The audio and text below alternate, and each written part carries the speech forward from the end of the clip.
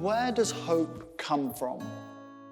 For me, it comes from innovative leadership. When I came here today, I had a speech in mind, but really taking in the spirit of the event today, listening to the speeches that have been given and also speaking to the students, I've had a bit of a re-evaluation and had to think really about what hope means to me and hopefully what hope means to all of us. It's very fragile to live this world. You have what I call seasons. A season you are very inspired, a season you are, something really out of control.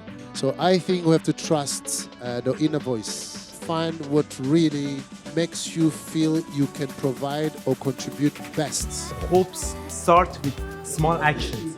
That means, for example, if you have a hope to have a better life or do something great in the future, we should start with small actions. Realistically, a lot of the changes that we have to make aren't going to be changes that we have to enjoy. We have to change ourselves, change our habits, change our consumption. That is why it's so important to have that linchpin, that moment that hurts your heart so much it moves you to act, and for you to always circle back to that. Always remember what is driving you. Use it as your fuel. Because I'm going to end with a Tony Benn quote, which is, "You must always have two flames burning in the human heart. The flame of anger against injustice in the world, and the flame of hope that we can build a better tomorrow together." I think oftentimes innovation is now conflated with progress. This idea that just because something is new, it is better. This idea that we should innovate for the sake of innovating and for the sake of being and getting the accolade rather than for solving a real problem in front of us that affects us, our communities, the most marginalized among us. Just to have hope is not enough. Hope requires action. The work is already hard. Don't waste yourself performing. Hope is politically impactful. It is hostile to the unjust status quo. Hope is ambiguous, so use the past as inspiration for hope.